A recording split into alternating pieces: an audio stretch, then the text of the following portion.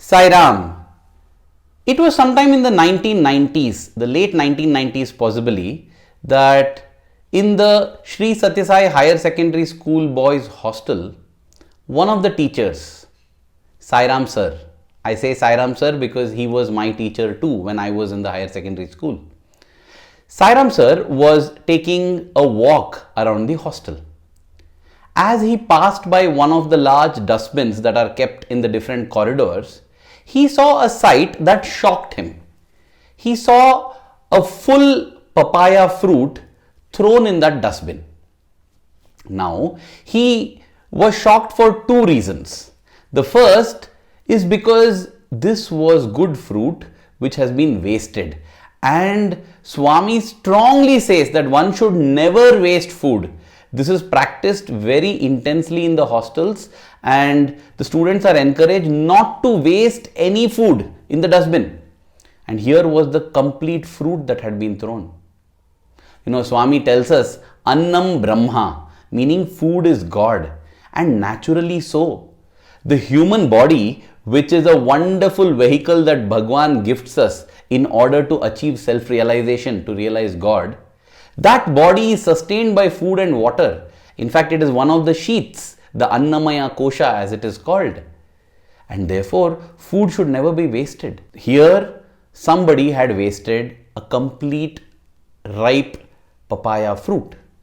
The second reason that Sairam sir got angry was because this fruit had been distributed as Prasadam by Swami just 2 days back in the mandir. So somebody had thrown away Swami's Prasadam, something for which devotees will possibly kill to get, And these two reasons made him very upset, and he immediately launched an investigation to find out who was the culprit behind this. In due course of time, he found out that the culprit was an 8th standard student.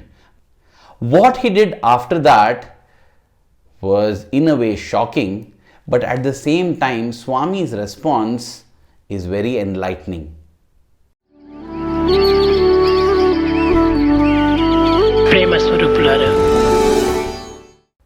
Now, before going into the story of Sairam sir and Kalicharan, let's travel a little more back in time to possibly the 1970s when Swami was at Dharmakshetra in Bombay, present day Mumbai.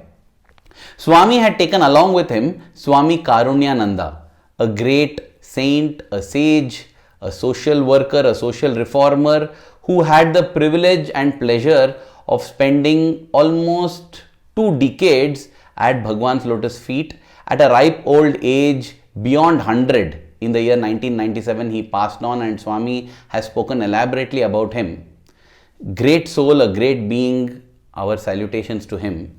He had accompanied Swami, and on Swami's instructions, he was given a room right below Swami's divine residence, so he could stay there.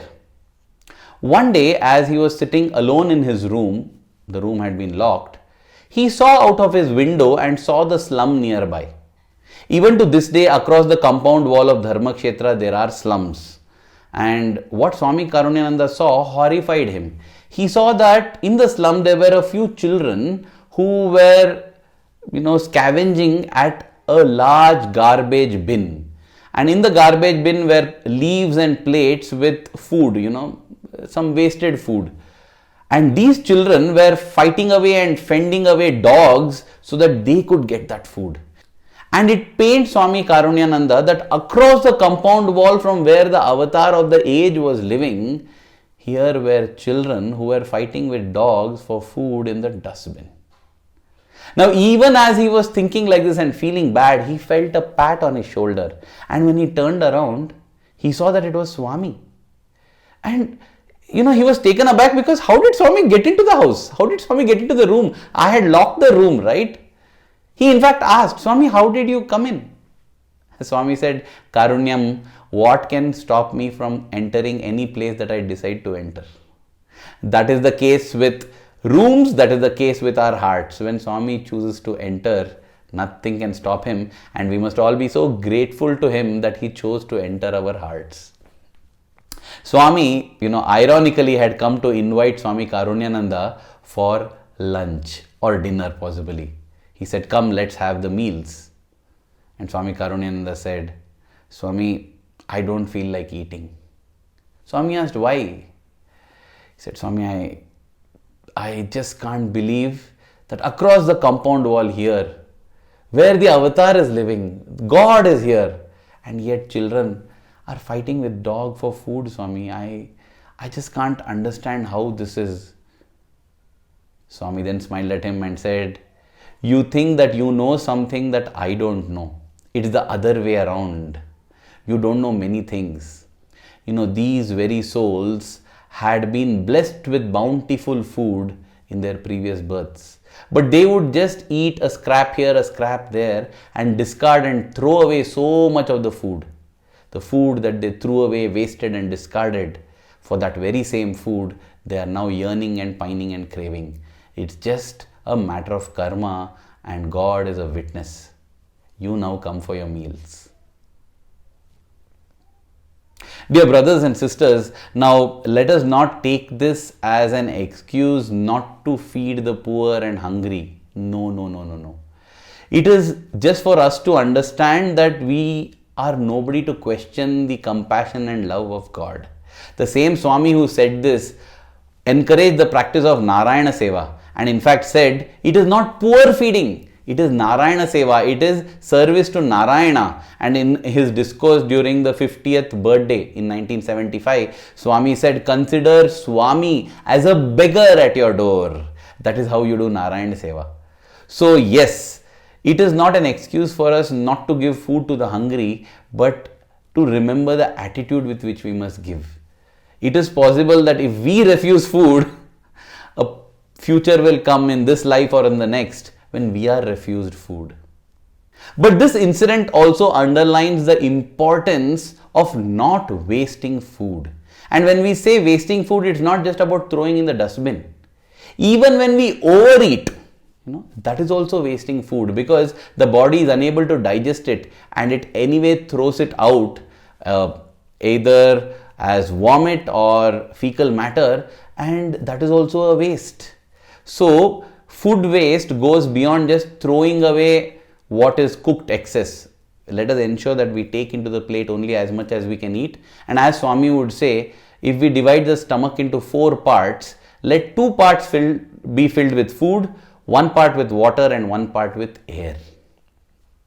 Now let's return to the story of Sairam sir and Kalicharan. Sairam sir summoned Kalicharan to his room and reprimanded him, and he said, how could you throw away Swami's prasad? He said, sir, I had kept that fruit in my cupboard, and today when I noticed, I thought it is overripe, so I didn't feel like eating and I just threw it. He said, first of all, you are wasting food. On top of it, it is Swami's prasadam. Go and get that papaya fruit from the dustbin right now. Sir, that's in the dustbin. I tell you to go and get it. Sairam sir is a person of righteous indignation. When for righteous reasons he gets angry, his voice can chill a tiger's blood, I feel. Rushed to the dustbin and got the papaya. And then what Sairam sir did next, shocked, he took the fruit, cut it, cut away the overripe portions, and he said, let us give this to the cows to eat. Let them be blessed to get prasad. It's only the cows in Nanda Gokula and Vrindavan that were blessed to be fed from Krishna's hands. Here Sai Krishna's prasad it is. And in the remaining fruit, he said, you are going to sit and eat this. The boy said, sir, that was in the dustbin. You are going to eat this right now. And then he said, let's eat it together. And Sairam sir and Ch sat opposite to each other, cutting that papaya which had been discarded in the dustbin, and ate it. Now, even as Sairam sir did this, he did it with the intention that the boy must learn the importance of food and not waste it. Not just the importance of food, but importance of prasadam as well. But he had a fear. He had a fear that in case this boy goes and tells his parents or some other teachers, they might not understand his intentions, and it might be misunderstood as bullying or something like that. Anyway, that evening when they went to the mandir, Sairam sir noticed that Swami decided to distribute prasadam again on this day, and this time it was laddus. And as the prasadam distribution was going on, Swami went around ensuring that all the students got prasadam. This was only for the students and teachers. That is why it is something very, very special. The devotees would yearn. I myself have seen Swami would come and get prasadam distributed only to the students and teachers. And for getting one grain of that, the devotees would yearn and crave. And Sairam sir couldn't digest the fact that such a prasadam this boy had just discarded in the dustbin without the slightest care. Swami came and began to ask the students, did you get prasadam? Did you get prasadam? Did you get? And when he asked at one direction, one boy got up. Swami said, no, not you. The other one. Now another student got up. Swami said, not you. You. Another student got up. Again Swami said, no. Like this, 7 to 8 students Swami negated and finally picked up one of the students.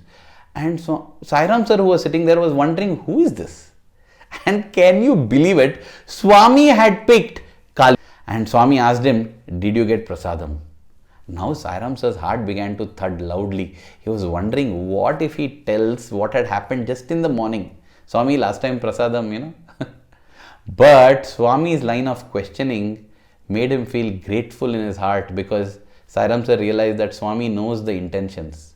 Swami asked whether he had got the prasadam, and when the boy said, yes Swami, Swami said, show. Showed the laddu that he had got. Swami said, that is prasadam. You should never waste it, huh? And smiled and told him to sit down. Sairam sir's eyes welled with tears. He was grateful to Swami for having reinforced the inspiration that he had given in his heart. He was grateful to Swami for having reinforced the message that he had intended to impart on that child. He realized that Swami was the one who inspired that from his heart, and it was a selfless thought.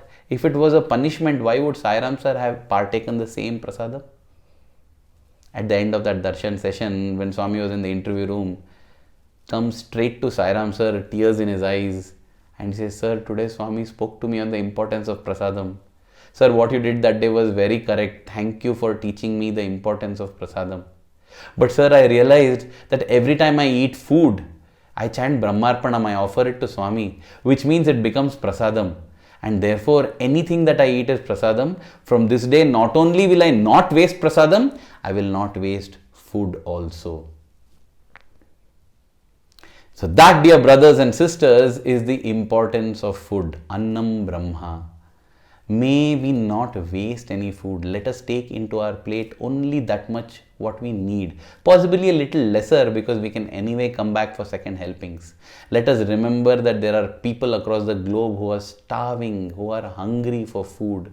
In fact, if all the food that is wasted in the world could be directed towards the starving people, possibly more than half of the hunger and starvation problems in the world could be solved. May we eternally be grateful to Swami for teaching us the importance of food and for providing us food that fills our stomachs and keeps our bodies nourished, so that we can use this body in our journey towards Him.